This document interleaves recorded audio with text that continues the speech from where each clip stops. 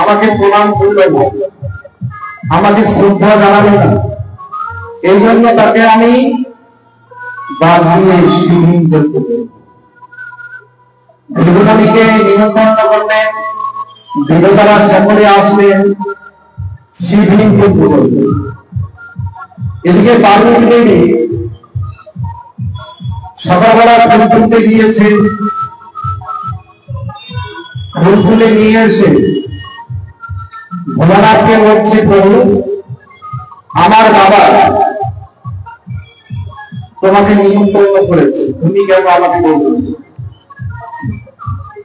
তখন ভোলানাথ বলছে, পার্বতী আমাকে নিমন্ত্রণ করেনি, আমাকে যদি নিমন্ত্রণ করতো তো আমি তো তোমাকে বলতাম, কিন্তু আমাকে তো নিমন্ত্রণ করেনি। তখন পার্বতী দেবী বলেছিলেন যে স্বামী, তাহলে আমার পিতা যদি তোমাকে নিমন্ত্রণ করেনি, নিশ্চয়ের মধ্যে কোনো ব্যাপার আছে। তাহলে না, ব্যাপার এখানে কিচ্ছু নাই। কারণ ভৃগুমুনি একটা যজ্ঞ করেছিল, সেই যজ্ঞে আমরা তিনজন ব্রহ্মা বিষ্ণু মহেশ্বর ছিলাম।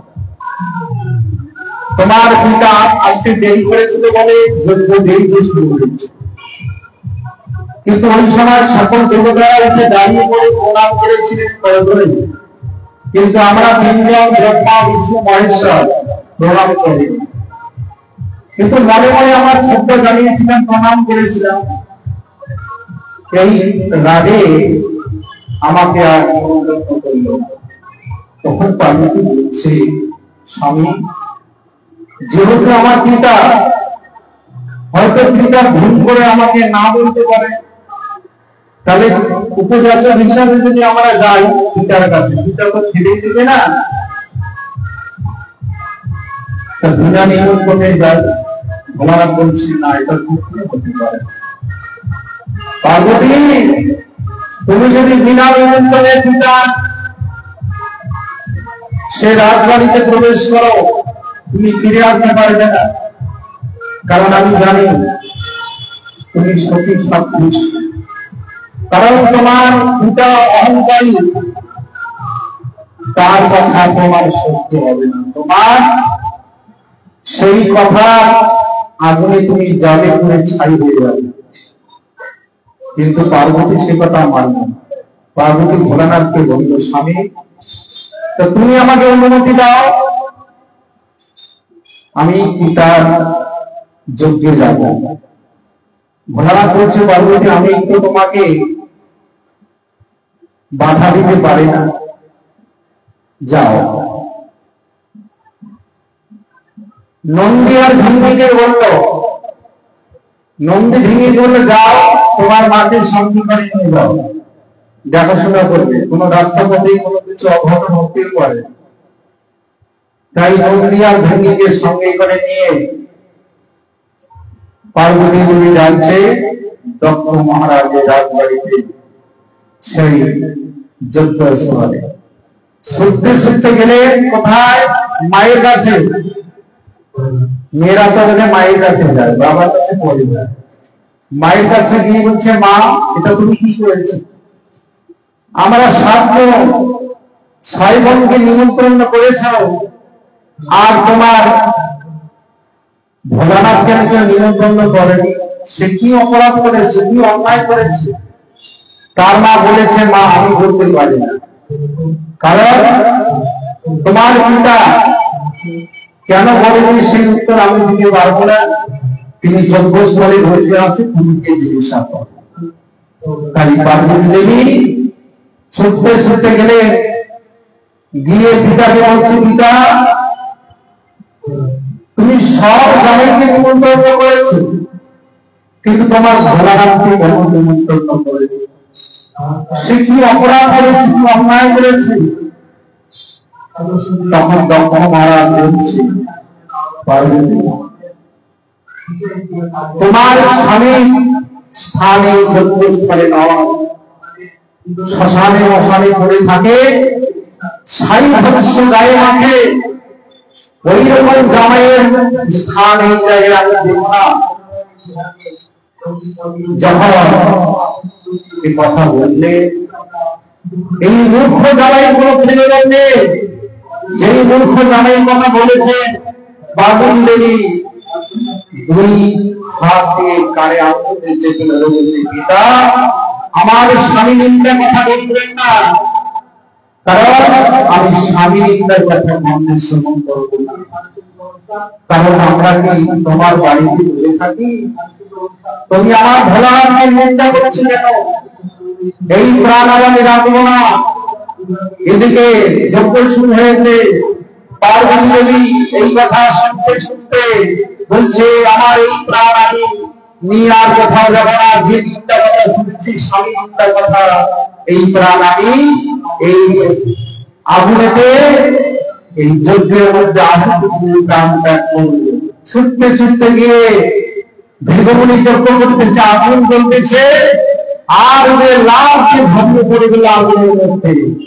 আবার যেই আগুনের মধ্যে ঝাঁপিয়ে পড়ে গেল, সকল দেবতারা সবাই অবাক হয়ে গেল, ভৃগুমুনি সেও চেয়ে দেখতেছে পার্বতী দেবী আগুনের মধ্যে ঝাঁপ দিল। আর নন্দিয়া ভেঙে সঙ্গে করে পাঠাচ্ছে, নন্দিয়ার ভেঙে গিয়ে মায়ের হাতি চরণ করে বলছে মা এটা তুমি কি করলে? তোমাকে আর আমরা দেখতে পাবো না, তুমি আগুনের মধ্যে প্রাণ ত্যাগ করলে। নন্দিয়ার ভেঙে ছুটতে ছুটতে গিয়ে ভোলানাথের কাছে গিয়ে বলছে বাবা মাকে আর কোনদিন আমরা দেখতে পাবো না। তোমার কথা এই দক্ষ মহারাজ অনেক নিন্দা করে বলেছে, সেটা শুনে মা সহ্য করতে না পেরে সেই আগুনের মধ্যে প্রাণ ত্যাগ করেছে, মাকে আর কোনদিন ফিরে আসবে না। এই কথা শুনে স্বয়ং ভোলানাথ মাথা থেকে একটা জটা ছেড়ে মাথার মধ্যে আছাড় দিলেন, আর যেই আছাড় দিলেন সেখান থেকে একটা অসুখ সৃষ্টি হবে। সৃষ্টি হয়ে বলছে প্রভু বলো আমাকে কি করতে হবে? ভোলানাথ বলছে যাও দক্ষ মহারাজের যজ্ঞ বন্ধ করে দিয়ে দক্ষ মহারাজের গলাটা তুলে নাও। সঙ্গে সঙ্গে সেই অসুখ ছুটলে ওই দক্ষ মহারাজের যজ্ঞে গিয়ে ওই ত্রিশূল দাঁড়িয়ে সেই উৎসাহ করে আগুন নিভিয়ে দিলে। দেবতারা সবাই অবধে তাকিয়ে আছে, আর ত্রিশূল দিয়ে সেই দক্ষ মহারাজের গলাটা কেটে দিলে। আর সেই মাথা থেকে কোন দিকে কোথায় চলে গেল কেউ বলতে পারে না। এবার দক্ষ মহারাজের স্ত্রী কাঁদতে কাঁদতে ছুটতে ছুটতে আসলেন ভোলানাথের কাছে। ভোলানাথের কাছে এসে বলছে জামাই তুমি এটা আমার করতে পারো না, কেননা আমি জানি তোমার নাম আশুতোষ, তুমি অল্পতে সন্তুষ্ট হও, তুমি আমাকে বিধবা করতে পারো না, কারণ তুমি আমাকে আমার স্বামীর প্রাণ ভিক্ষা দাও। তুমি কৃপা করে প্রাণ ভিক্ষা দাও, আমাকে বিধবা করো না, আমি তোমার তো শাশুড়ি। ভোলানাথ তো অল্পতেই সন্তুষ্ট হয়। ভোলানাথ ঠিক আছে মা তুমি চিন্তা করো না, তোমার স্বামীর প্রাণ আমি ফিরে দেবো। সকল দেবতাদেরকে ডাকলেন, দেবতারা আসলেন, এসে বলছে প্রভু কেন ডেকেছো? বলছে আমার শ্বশুরের মাথাটা কোথায় আছে খুঁজে দিয়ে আসো। দেবতারা বলছে প্রভু অন্য কথা বলবেন, ওই কথাটা বলবো, কেননা যে বদলে বৈষ্ণব নিন্দা হয় সেই অপরাধ মস্তক আমরা কোনোদিন স্পর্শ করবো না। আর যদি বলে তো অন্য মাথা লেগে দিতে পারে। ঠিক আছে যাও তোমরা খুঁজে দেখো। দেবতারা খুঁজতে খুঁজতে ওই মাথার পেলেন না, ওটা নরকে চলে গেছে। কোথায় গেলেন? একটা ছাগলের মাথা কেটে নিয়ে এসে দক্ষ মহারাজের মাথায় লেগে দিলেন। দেবতা মানুষ, মাথাটা হলো সাপ। এই জন্য দক্ষ মহারাজ সাপমঙ্গ হয়েছে। কেন? বৈষ্ণব অপরাধ করেছে বলে। এই জন্য শাস্ত্রে বললেন বৈষ্ণবের কাছে যদি আর পুত্র অপরাধ মহাতে পড়ে যায়। ভোলানাথ পাগল হয়ে গেল, আমার স্ত্রী পার্বতী কি জ্ঞান করলো, আমি কাকে নিয়ে থাকবো। ছুটতে ছুটতে এসে পার্বতী দেবীকে কাঁধে তুলে নেবেন, কাঁধে তুলে নিয়ে সারা পৃথিবী ভ্রমণ করতেছি পাগলের মতো। এবার ভগবান কি করলেন, ভগবান চিন্তা করলেন এই দেহটা যদি এই ভোলানাথের কাঁধে থাকে ভোলানাথ আর পাবেন না, এই দেহটাকে বিনাশ করতে হবে। ভোলানাথ কাঁধে নিয়ে সারা পৃথিবী ভ্রমণ করছে, ওই সুযোগে ভগবান সুদর্শন চক্র দিয়ে তার দেহগুলো ক্ষত বিক্ষত করে জায়গাটায় করছে। যেমন কামাখ্যাতে ঝুড়ি গঠিত হয়েছে, বৃন্দাবনে কেশ গঠিত হয়েছে, এইরকম ভাবে যত যত জায়গায় এই পার্বতী দেবীর দেহের অংশ করেছে, সেই সেই জায়গায় একটা ভাবে লীলা ভগু ভগবান করেছে। এই লীলা এই পার্বতী দেবী অঙ্গ থেকে সৃষ্টি হয়েছে এই লীলা থেকে। এবার ভোলানাথ ওই পাগল দেশে ঘুরতেছে, তাদের মধ্যে আর পার্বতী দেহ শেষ হয়ে গেছে। এবার ভগবান ভোলানাথকে বললেন, ভোলানাথ তোমাকে পুনরায় আবার বিবাহ করতে হবে। পার্বতী দেবী তো দেহ ত্যাগ করেছে, কারণ পার্বতী তো মারা যায়নি, দেহটা মরে গেছে, দেহের থেকে আত্মা চলে গেছে।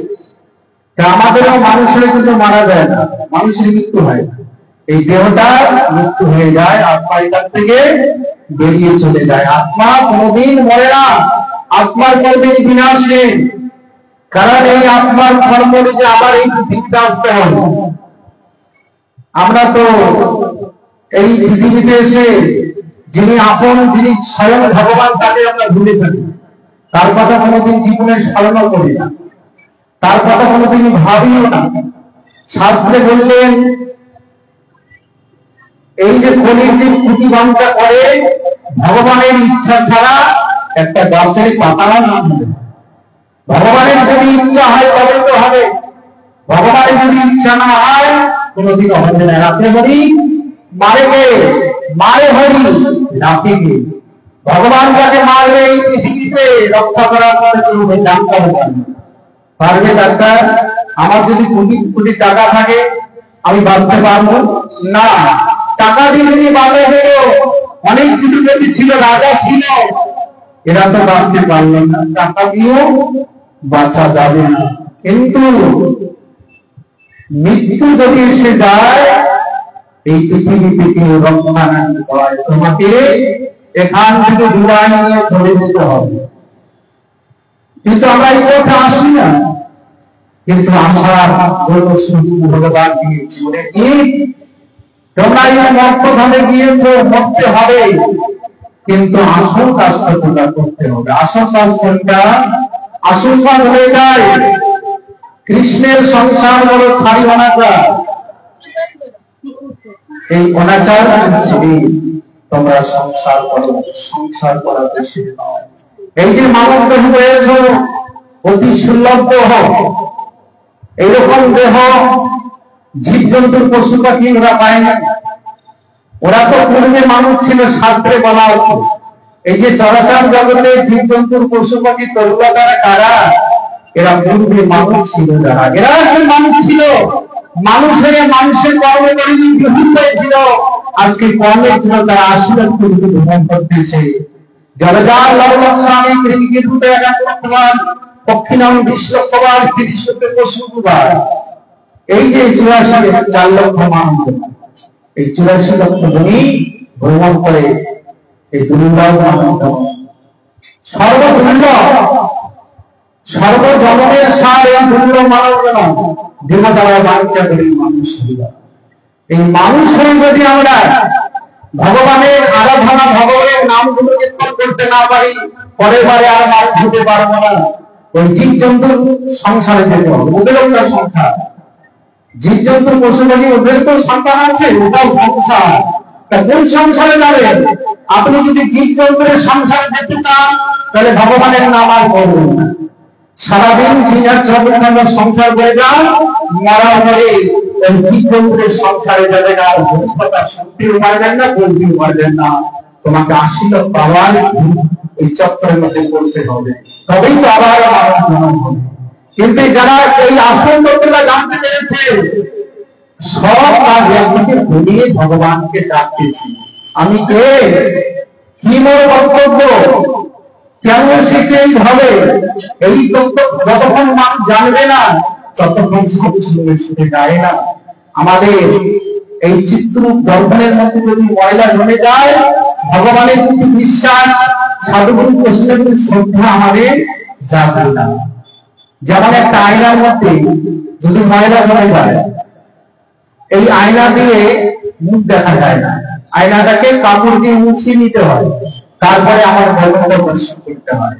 তো প্রত্যেকটি মানুষের চিত্ররূপ দর্পণ আয়না আছে, সেই আয়না যদি আবর্জনা করে যায়, ধীরে ধীরে কি হয়, ভগবানের প্রতি ভক্তি কমে যায় এবং সাধুগুরু কৃষ্ণের প্রতি শ্রদ্ধা কমে যায়।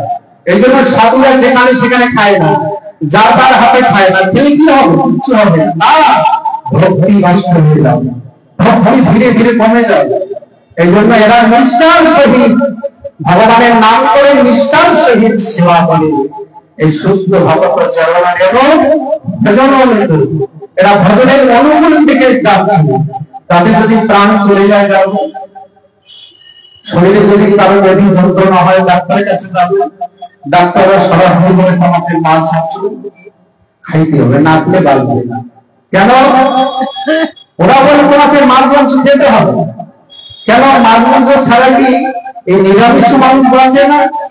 আছে। তাহলে এই যে আমাদের এটা খেলে শরীরে কি হবে, এটা খেলে শরীরে উত্তেজনা বাড়তি হবে। তাহলে এই যে আমার দেহের ইন্দ্রিয়গুলি, এই ইন্দ্রিয়গুলি আমাদের মুক্তি দেওয়া হবে। কাম, ক্রোধ, লোভ, মোহ, মায়া, সহ্য, এদের বেগ প্রভাব, কাম, ক্রোধ, লোভ, এই তিনটাই নরকের। এই তিনটার জন্য মানুষের জীবন খতম হয়ে যায়। এই জন্য ভগবান শ্রীকৃষ্ণ অর্জুনকে বলেছে, অর্জুন, এই মানব জীবনের তিনটা হচ্ছে নরকের দ্বার, কাম, ক্রোধ, লোভ।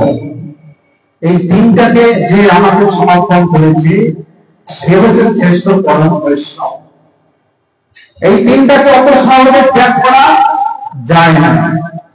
যে গ্রামে মত্ত হয়ে ব্রহ্মা নিজের কন্যা সন্ন্যাসী ধারণ করেছিল, হয়েছিল না? যে গ্রামে মত্ত হয়ে দেবরাজ ইন্দ্র গুরুপত্নী অহংকারকে হরণ করেছিল, যে গ্রামে মত্ত হয়ে ভোলানাথ তিনি নারায়ণ রূপ দর্শন, মোহিনী রূপ দর্শন করে পাগল হয়ে গিয়েছিলেন, সেই কাম, সেইটার নাম পশু। এই পশুটাকে কোনদিন বেঁধে রাখা যায় না। এই পশুটাকে বাধ্যতে কি করা হয়, মুক্ত করতে হবে।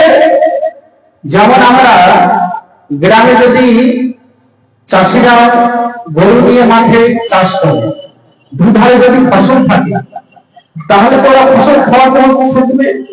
তাহলে কি করতে হবে, একটা জাল নিয়ে সেই পশুর মুখে চাপিয়ে দিতে হবে। আর জাল যদি পশুর মুখে চাপিয়ে দিয়ে মাঠে কাজ করানো যায়, তাদেরকে নিয়ে তারা পশুটা ওই ফসলের কাছে গেলেও খেতে পারবে না, কারণ মুখের মধ্যে জাল দেওয়া আছে। তা আমাদের যে কাম পশুটা আছে, এটাকে বাধা যাবে না। এই পশুটার মধ্যে ভক্তির জাল কেটে দিতে পারে, তাহলে আর এই গৃহ ফসল নষ্ট করতে পারবে না। তাহলে এই যে দেহের ইন্দ্রিয়গুলি যা আছে, এগুলি আমাদের ভগবানের সেবায় নিযুক্ত করতে হবে। আর ভগবানের সেবায় যদি নিযুক্ত করি, তাহলে এই দেহের যত ইন্দ্রিয় সবাই কৃষ্ণমুখী হবে। আর দেহের ইন্দ্রিয় যদি কৃষ্ণমুখী হয়ে যায়, তখন কি হবে, সাধুগুরু বৈষ্ণবকে দেখতে প্রণাম ধন্যবাদ করবে। আর যদি এরা কৃষ্ণমুখী না হয়, লজ্জায় অহংকারে কোনদিন বলবে না, কেন আমার অনেক টাকা আছে, টাকার অহংকার আছে, রুটির অহংকার আছে। এই অহংকার গুলি আমাদের বিনাশ হয়। কখন মানুষ ভগবানকে ডাকে, কখন বিপদে পড়লে ডাকে, উপায় না থাকলে ডাকে। কিন্তু ভগবান বলছে, আমি সব জায়গায় বিরাজ করে। জলে জঙ্গলে পাহাড় পর্বতে কেন কল্যাণ মহারাজ স্তম্ভে হরিকে দেখে দিয়েছিলেন, সেখান থেকে নরসিংহ ধারণ করেছিলেন স্বয়ং ভগবান। কেন? ভক্তের বাক্যকে সত্য করার জন্য। কেন? কল্যাণ বলেছিলেন যে আমার ভগবান সেই স্তম্ভের ভিতরে আছে। তার পিতা হিরণ্যকশিপু বললেন, কল্যাণ আচ্ছা তোকে জলে ফেলে দিলাম, 22 মণ পাথর বেঁধে, পাথরটা জলে ভাসে, একই নামের মহিমা। পাহাড় থেকে ফেলে দিলাম, তবু মরলে না। আগুনের মধ্যে ফেলে দিলাম, তবু মরলে না।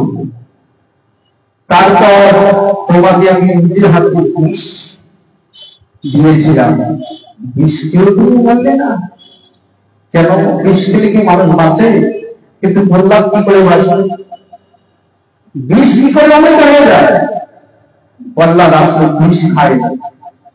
এই জন্য গীতায় বলেছেন যোদ্ধা এই জগতে আমরা কি খাই? ভাত খাই, তাই না? প্রসাদ কি খাই? খাই না। রান্না সব করে হয়, প্রসাদ করে হয়, সব করে প্রসাদ হয় দুনিয়া করে, প্রসাদ দুনিয়া করে, ভাত সব করে হয়। তাহলে এই কল্যাণ মহারাজ তিনি কি খেয়েছিলেন? ভাত খাননি। যখন তাকে বিষ দিয়েছিলেন, ওই বিষটাকে ভগবানকে নিবেদন করেছিলেন। আর ভগবানকে যে নিবেদন করেছেন, ভগবান বিষটাকে গ্রহণ করে কল্যাণকে দান করেছেন। এই জন্য তার হলো না। এটাই এই জন্য কৃষ্ণের ভক্তের কোনদিন বিনাশ হয় না। কৃষ্ণ ভক্ত হচ্ছে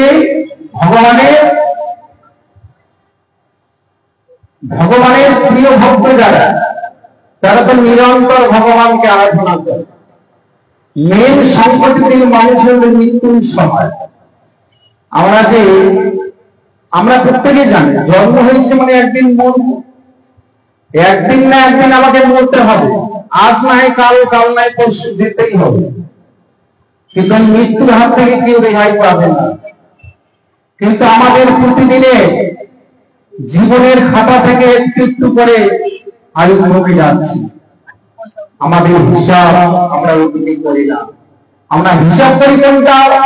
এবছর ওর বাড়িতে কত টাকা হলো, আমার বাড়িতে কত টাকা হলো। কিন্তু এই টাকা যদি গোবিন্দের সেবায় লাগে না, সাধু বৈষ্ণবের সেবায় লাগে না, এই টাকায় একদিন অনাথ হয়ে যাবে।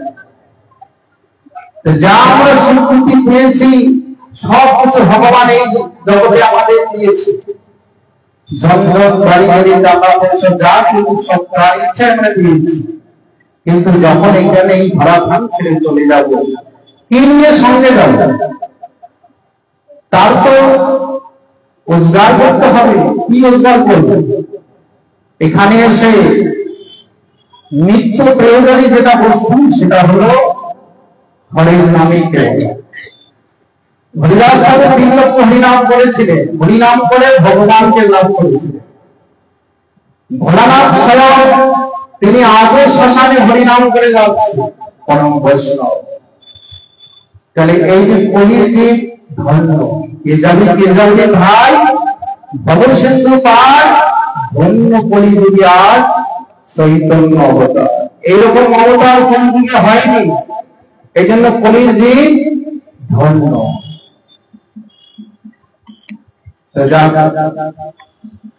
কীর্তন করে বন্ধ করে দিই, তখন মাইকটা একটু নষ্ট হয়ে গেছে। হরে কৃষ্ণ, রাধে রাধে।